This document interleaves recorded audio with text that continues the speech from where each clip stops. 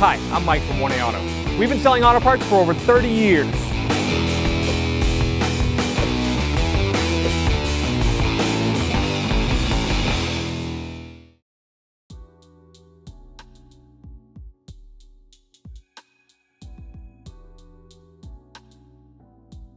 Hi everyone, Sue here at 1A Auto, and today in this video we're going to be working on this 2008 Subaru Outback. We're going to show you how to do an oil pan. So if you need any parts for your vehicle, click on the link below and head on over to 1aauto.com. First thing I'm going to do is take my dipstick out of there, set it aside, so that way when the pan comes down, I don't have to worry about that. Because I'm going to have to take the crossmember pipe down on the exhaust to take the oil pan down, I've got to disconnect the O2 sensor. So I'm just going to get the air vent dam out of the way so we have a better visual.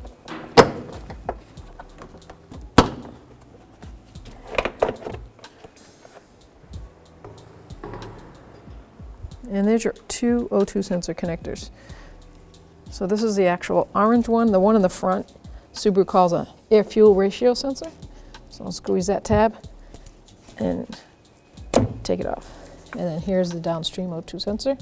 Push down on this tab and pull it off. I have a wire tie because the clip is broken, so I'm going to have to just cut that wire tie.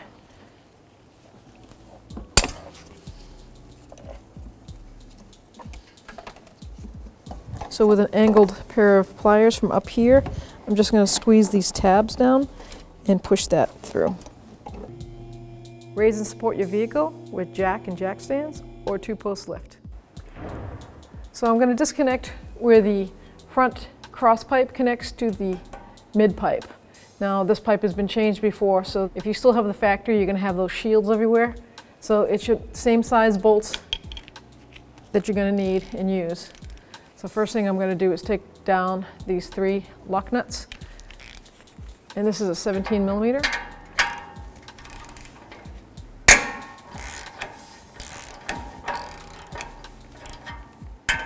Loosen them all up.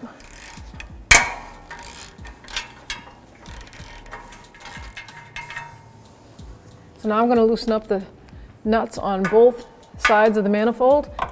It's a 14 millimeter socket. There's 6 nuts total, 3 per head. You're just going to be careful if these haven't been done recently on your car, if you've never had it down.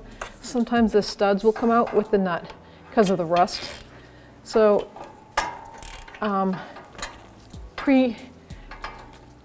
prepare yourself by spraying everything down the best you can. And if the stud does come out, that's fine. You can reuse it if you have to. Just look at the threads when it comes down. Make sure there's no aluminum in the threads, because then that means the head has been stripped. And that's not good. You got to take care of that before you put it back together. And I'm going to loosen up the other side. I'm just going to loosen it with my 1/2 inch drive, and then I'll probably move over to the 3/8.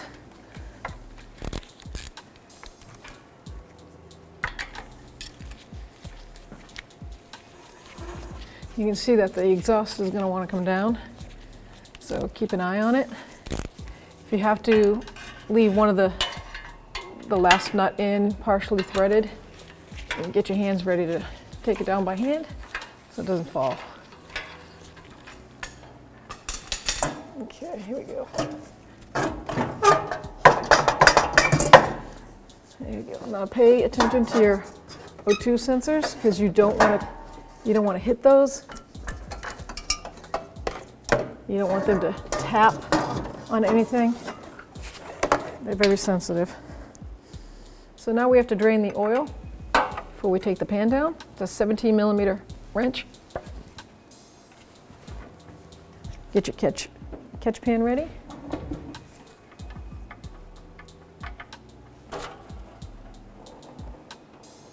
So now I'm going to put the drain plug back in so I can start taking this pan down.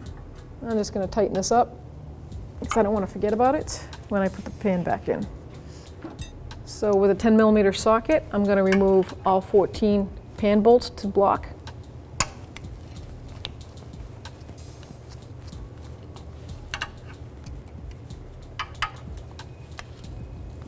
I've got a magnet tray to collect all the bolts.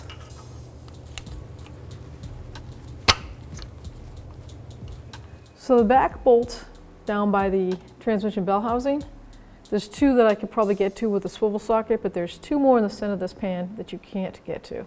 So it's as simple as dismounting the engine mount nuts, and then we're going to use a pole jack and we're going to push this engine up enough so that we can get back there. If you're using this on the ground, you just use your floor jack with some wooden blocks to cushion the connections of where you're going to jack this up. So 14mm socket, and I'm going to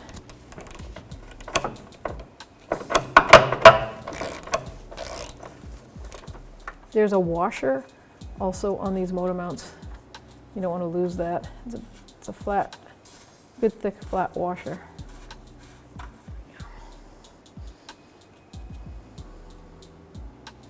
And we'll get the other side.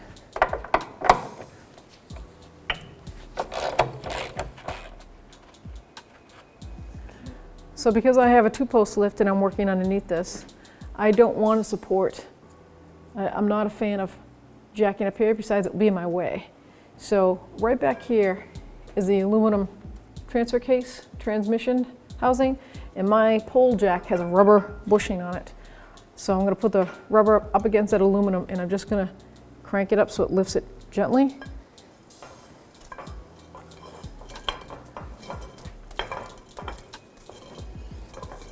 Remember, I just want enough room here so that I can access those back pan bolts. And I can just barely see them. Yep, right there I can see them. So I have a 1/4-inch drive, 10mm swivel with an extension so that I can get in there. Let's get the first one. Hopefully I don't drop it. The 2 ones in the middle are going to be the most difficult, but at least I can see them. Oh, that one's gone. I've got one more.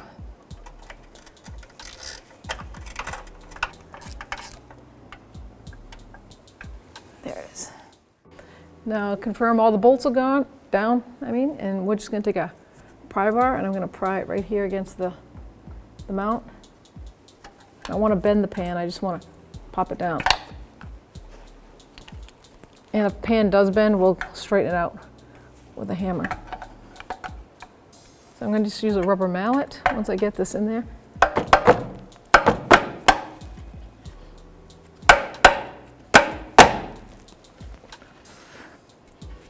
Okay, so I got a shorter pry bar because I've really got to straighten this pan out now when I take it out.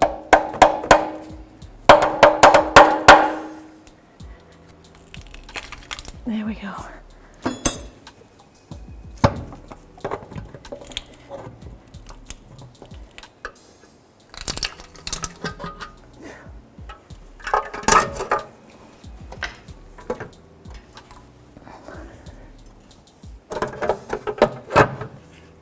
I just have to clear the pickup screen from that inside the oil pan, is that shield. There it is.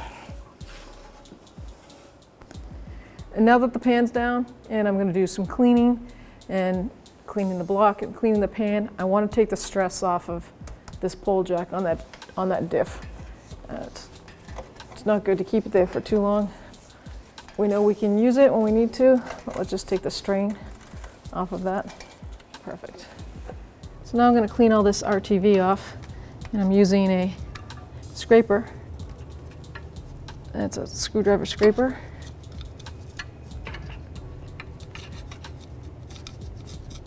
The good news is that none of this can fall into the engine because we're upside down. You just want to scrape this, all of it off. You want a smooth surface. You can use a razor blade if you're good with one. You just don't want to gouge the aluminum because it's an aluminum block. So I'll use a sanding block like this, and I'll stand out on the edge and use the edge of it to get into the fine hard spots. once I used a scraper and cleaned off 90% of all the hard stuff, I just worked like this. I did this for like probably a good 20 minutes. And then I'll take some parts, brake clean, and I'll just spray. Make sure I get anything that's foreign material that's in there on the block down.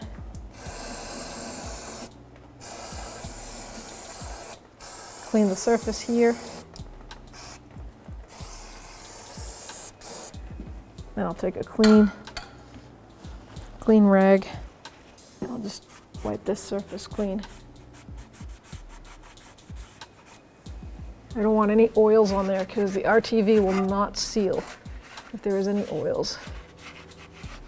So pay attention to the back here. So you can see I've jacked the engine back up. I'm going to jack it up a little bit more.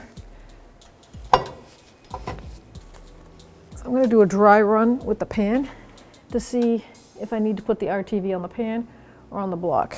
I'd rather put it on the pan, but I can't take a chance of it scraping and destroying the gasket. Perfect. I raised it up enough that it'll work. So you can see my pan is all straightened out and cleaned. To straighten it out, what I did was I put it down on a flat surface and I used a rubber mallet and I hammered over, especially where I was doing the prying with the pry bar. And I've cleaned it and now it's dry, ready to apply.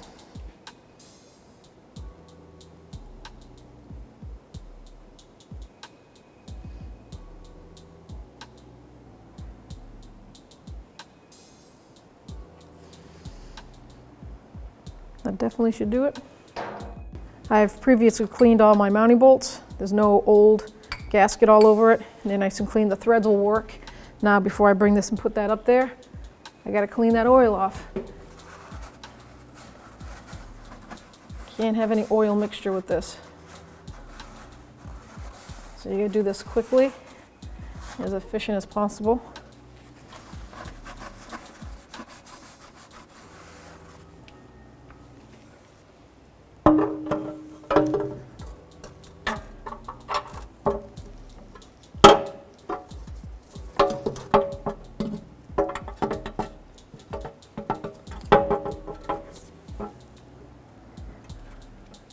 Okay, I think I'm gonna put a bolt here. Now I'm gonna get my speed ratchet.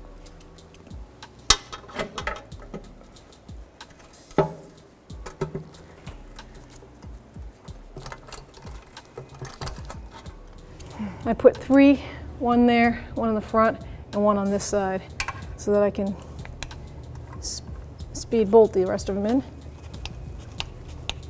Now I'm gonna go get the back four here, that are the most difficult ones.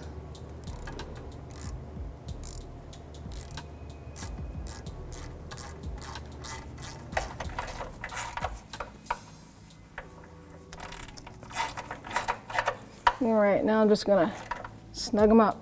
There is no torque specs. It's just tight. It's a RTV gasket, so you wanna make sure that they are all bottomed out. They are only 6mm bolts too, so a 1/4" drive is perfect. The last one to make sure it's bottomed out. Yep. So this RTV, or any RTV, has to cure. So don't add your oil right away. The longest you can wait, the better. I'm probably gonna wait a couple hours because I don't want the oil hitting it. You know, they say it'll be fine, and it will be. I've done it. But I just don't want to do this job again, and I'm in no rush. So let that cure before you add the oil. Now we can drop the engine down. Make sure it sits down in that cradle. Okay, so if this happens to you, if you bring the mounts completely out of the cradle, all you got to do is get a nice little pry bar and a hammer. So you can see the two poles here. The one on the inner edge on both of them is the threaded pole, and the other one's just a guide pin. Obviously using a pry bar or a screwdriver, don't put your hands in there. I'm just gonna tap it and it should fall right into place. Yep, that one will go down when the engine goes down. So that's why I have it still supported.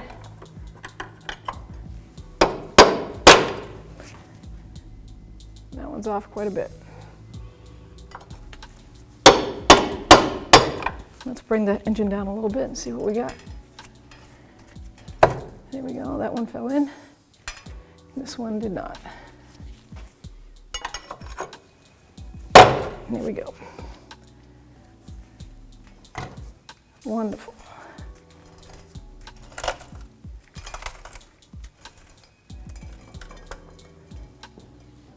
So before we put the front exhaust pipe back up, if you are going to do an oil change, I had just done one on this car. There's still like 4,000 miles left to go, so unfortunately I had to drain the oil, but the oil filter is fairly new. So if you need to change your oil filter, change it now before the cross pipe goes back up.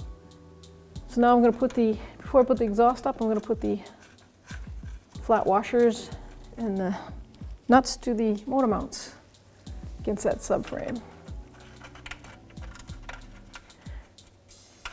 Once again, that's a 14mm socket. So now I'm just going to take my 1/2-inch drive and my 14mm socket and snug down these motor mounts. I couldn't find any torque specs, so.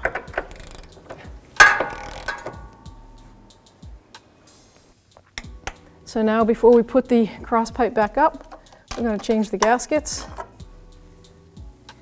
So now I'm going to install my new exhaust manifold gaskets. And the reason I do that, even though they looked pretty good, the other ones, this is not something you want to do again and again, because these studs, every time you take a bolt off of them, you could be causing more engine damage because they are directly in the head. And Subarus are kind of notorious for that. So you don't want to mess with it as much as possible. So now I'm going to put this front pipe up. I'm going to connect it to the front pipe first. Make sure I don't pinch that gasket. Line those bolts up. There we go. And that's not going to go anywhere, but I'm going to put the 3 nuts on first, just hand tight. These are the nuts that are a 17mm socket. Now I'm going to line it up with the studs in the head. I think I'm going to put the 2 of the exhaust nuts on this side so it doesn't pop off again. Because I think I have to manipulate this pipe on that side. I'm just going to make sure that all my cables here are out of the way too. But that's why the flex pipes are there, because you can just get a pry bar and flex it up into spot. There we go. I'm going to start all the nuts by hand. So now I'm going to hand tighten the nuts on the manifold studs, and that's 14mm. I'm not going to over tighten it because I don't want to strip those bolts, nuts and studs to the aluminum heads.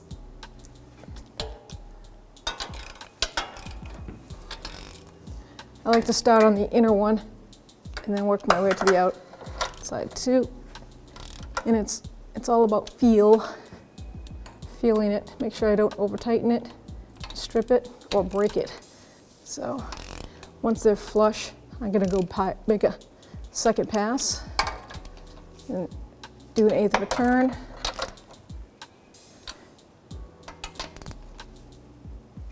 That feels good. So now I'm just going to tighten up these last 3 lock nuts on the front manifold pipe to mid pipe. And that's a 17mm socket. I use a swivel so that I can get to this top one easy.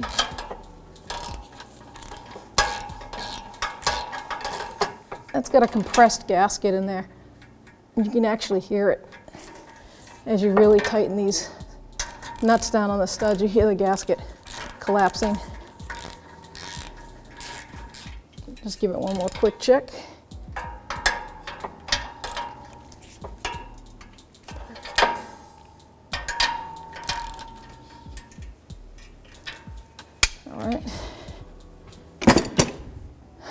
So now we're ready to bring these on up to the engine compartment and attach them to the connectors. I'm just gonna fish them up there so I can grab them when I'm up there. Perfect. I'm gonna lower the vehicle. So now I've lowered my vehicle, and I'm gonna grab my air-fuel ratio sensor. This still has a clip in it, and that's gonna go right in that spot with that bracket. Locks into place. I'm gonna line up my clips, slide that in, make sure I hear it click. Now I'm gonna grab the downstream O2 sensor, bring it up to the connector, and they're not interchangeable, so you can't mess those up. There we go. Now I'm just gonna get a wire tie, and I'm gonna wire tie that downstream wire to that bracket. Okay, there we go. I just want it snug. I'm not gonna rank down on that. I'll take the cutters and cut that extra. Reach down and get that. Put the air damper back in. Guide that in the spot of the airbox. Bring it over to the tool mounting holes and push down on the thumb tabs. Now I'm going to put the clean dipstick. I'm going to put it back in. So now we're going to add the oil. I looked on the cap. The manufacturer recommends 5W30, and it's 4.5 quarts with a new filter. So now I'm going to put the cap back on. Start it up, and then come out and check the engine oil.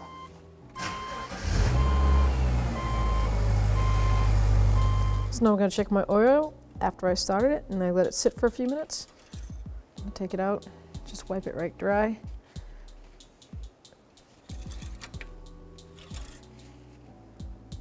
And that is perfect. This is the full mark right here. And on the back side, I'm right there at the full mark. I'm just a smidge below it in the front. Go by the highest marking, and we are all set to go. Thanks for watching. Visit us at oneauto.com for quality auto parts, fast and free shipping, and the best customer service in the industry.